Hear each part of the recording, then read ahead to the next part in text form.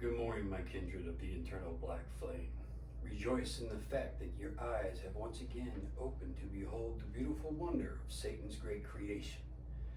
Every day you wake again and again should be a celebration that you have chosen to be here in the kingdom of hell. Rejoice through the senses of sight, hearing, touch, and taste by being indulgent in the energy that we live and breathe in this vast cosmos of the abysmal serpent. Hail Satan.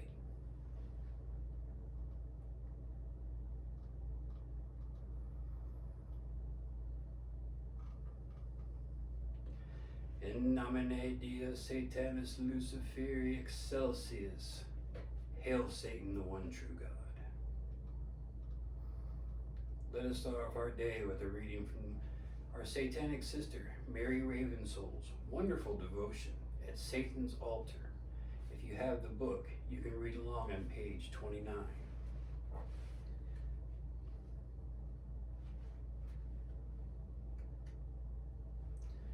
This is entitled, My Master. Master Satan, you have opened the door so I can begin a new life.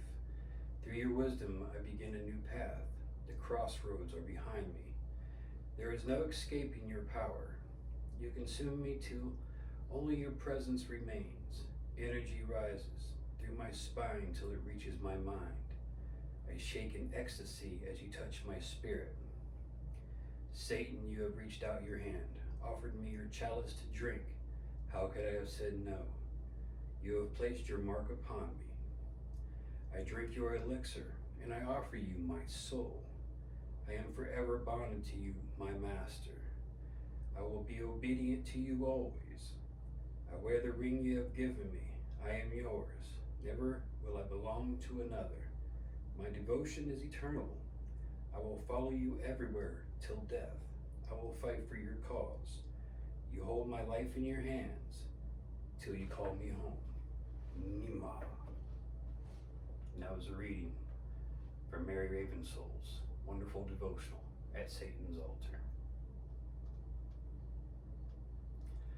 Let us talk about getting to know Satan from the abysmal serpent point of view.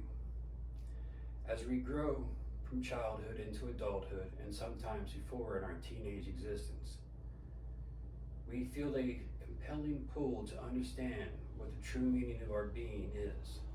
Some of us have been raised going to church and being told that our existence is only for the worship of the false, unloving, unforgiving, psychotic God of this hellish storybook called the Bible. Some of us have never been to a church a day in our lives and have never read the Bible, but yet still feel this inner pull to understand what our purpose is. And the first place we look is at spirituality, and that is a known fact. Because if we never heard about spirituality in a church, we've seen the TV programs of preachers slapping Bibles and talking about heaven and hell, or heard it while changing the radio. It comes across the internet feeds like locusts in a plague. We've all been exposed to it. But what matters is which pull we allow to take a hold of us. Which path do we look upon with eyes wide open, point and say, that's there where I want to tread. There are really a million reasons why a million different people choose to walk in the forbidden path. Some to dabble, some to look big, some to look cool, others because they feel it. And those are the ones who grab a hold of the devil's horns and say, take me, I am yours. Because Satan is a liberating God of man. We are his children. According to scripture, Yahweh abandoned us to fend for ourselves because of our great, great, great, and greater ancestors made one mistake, broke one rule. That's all it took. Just one time, and we are all cursed to suffer and die. And to not only die, but to remain in the ground with no way into heaven. What loving, forgiving creator does that to his creation? We are not the children of God. We are a failed test, but not to Satan. Satan gave us the light to see ourselves. He's given us a reason to be, to fight for survival, to forge through the flames that try to devour us from day to day, by teaching us that by fending for ourselves we grow stronger. Every boulder dropped from heaven upon us we are to lift off our shoulders and press on, and that builds strength. Satan also teaches us that being our true selves is what gains respect from the pretenders.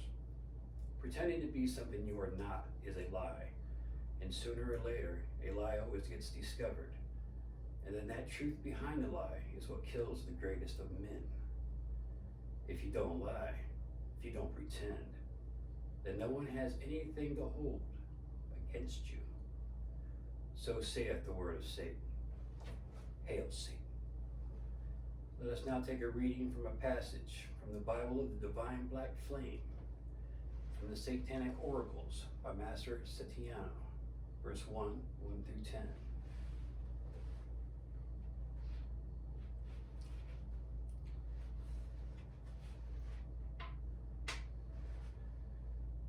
This destination would be as value unrealized should the Master reveal all the steps of your journey.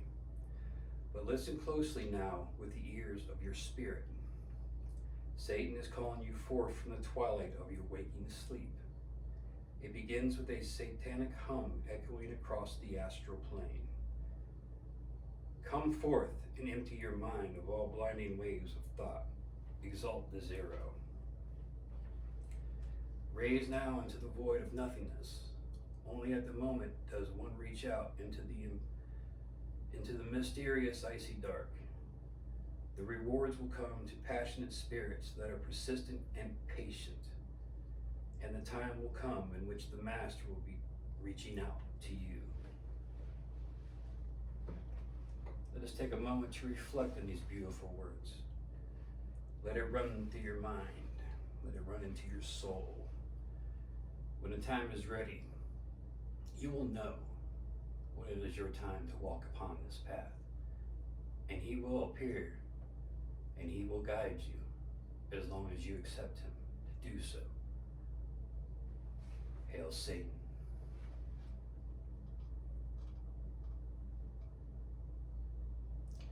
Now I'm going to take a moment to the great divine Baphomet, and then this short first time program of the Sunday Blasphemies, the unholy gathering of the abysmal servants ministry. Hail unto thou whom nature hath not formed. Hail unto thee, the vast and mighty one. Hail unto thee, the Lord of the light and of darkness. Hail, Satan.